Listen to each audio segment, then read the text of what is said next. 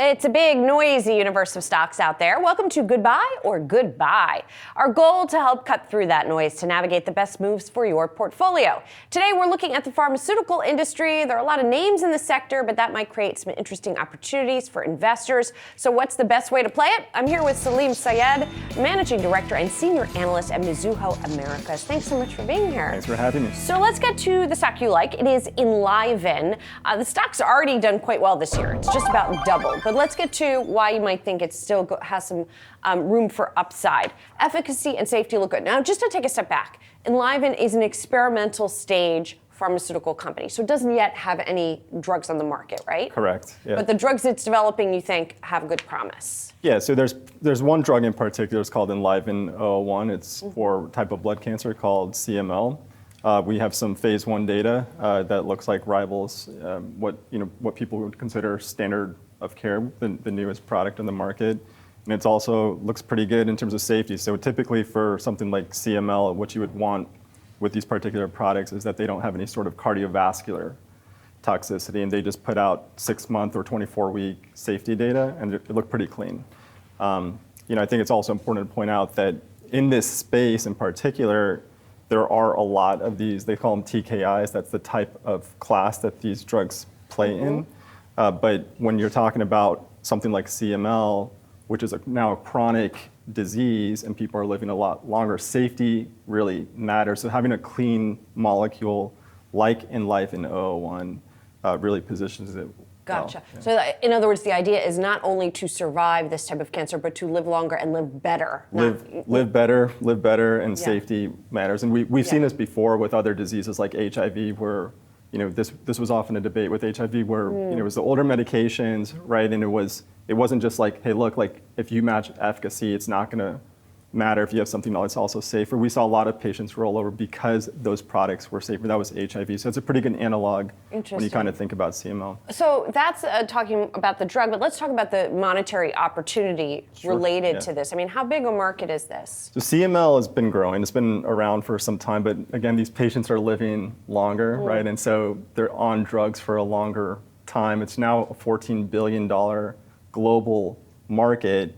We think it's pretty feasible that a product like Enliven 001, even when you're talking about not getting, they call it first line share, the drug that's prescribed first, but even the second drug after the first line, right?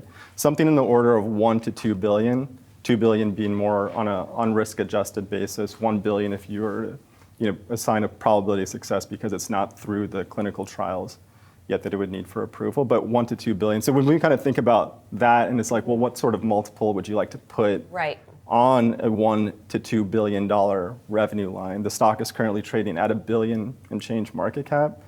We think it's easy to start looking at this as more of a $2 billion, $3 billion story. Gotcha. Even with the gains that you've seen. Even with the gains that we've seen, this year, and that sort of brings us to this. The stock is underfollowed, even with those gains. For example, full disclosure, I'd never heard of Enliven before you brought this to us today. Sure. So we obviously talked to a bunch of investors. Enliven's one that we've been pitching for 2025. We think it's one that should be on the radar. But even in the institutional biotech specialist community, there are a lot of folks that are circling, that are in our inbox. They're doing work on the name. It's just, I think, a matter of time that we start to see more people come in. Gotcha. But on the spectrum, it is relatively underfollowed. So when you kind of think about new incremental capital coming into the stock, and that's obviously one of the things that could push stocks higher, we think that falls in that bucket. Gotcha. Now, we like to talk about a potential risk here. In this case, it's pretty early still, so it's still in phase 1. What does the timeline then look like? Yeah, so it's probably like a 2028 type of launch to revenue. So it's still in phase 1. We have 18 patients of data so far. So it's a relatively small trial, but again, it's a validated mechanism. These TKIs have been in existence for some time already. So it's not like you're playing with a new science, right? But it's just a cleaner product as far as we can tell. But we're gonna be getting more data in the middle of 25. That's going to be in about 60 or 100 patients, so a larger, they call it a phase 1B data set, a more mature phase 1 data set. That's really what I think a lot of investors will focus on. And just quickly, because I want to get to the other stock, are there other companies that are working on comparable or competitor medications that could get to the market sooner? Not really. I mean, there are others in this space. I mean, there's Turns, which I don't cover. That one's a little bit further behind. Gotcha. The one that people are looking at right now in terms of launch and sort of as an analog for what this market could be with a cleaner TKI is the one from Novartis called Semblix.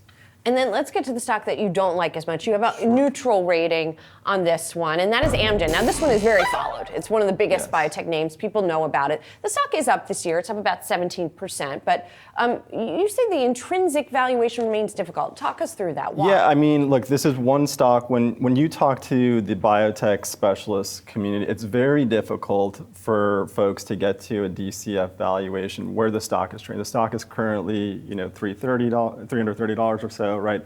Most people, when they're looking at this on a DCF basis, cannot get it that high and are nowhere close, right? It's more, in the 200s, low 200s type range.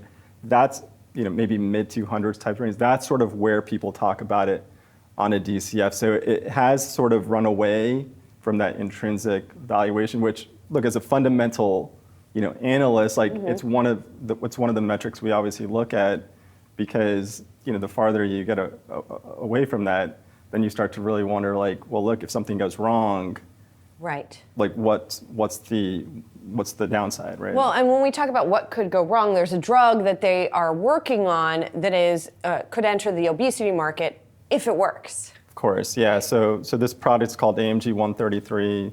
It's probably one of the largest, most followed catalysts remaining for biotech. In 2024, we're going to be getting some data soon. It's for a phase 2 trial.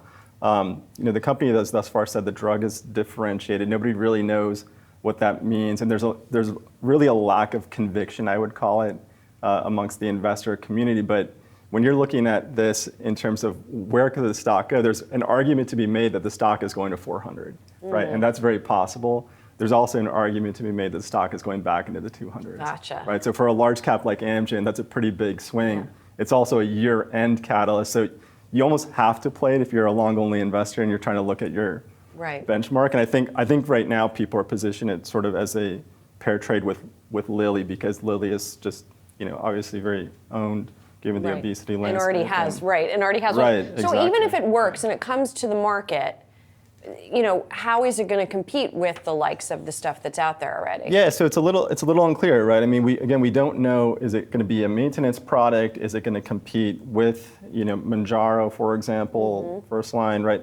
The dosing is, it's once every 4 weeks, so it does have that maintenance sort of component, but there's also questions whether that's something that's needed in the marketplace. There's also a huge capital, you have to manufacture all this product too, right? And that's a certain amount of investment. And then also Amgen has not been as close, obviously, to the relationships that you would need.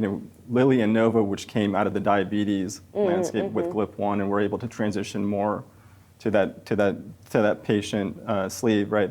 It's a newer sleeve for Amgen, right? So I think there are certain commercial things to sort of take into consideration here, and of course they're going to need to do additional study beyond the phase 2. Things could go right. I mean, you talked about some of the, but also you said the company is good at messaging. So what does that imply? Yeah, I mean, this company, look, the management team does well when they put out the data, right? They know what's going to make the stock go up and what's right.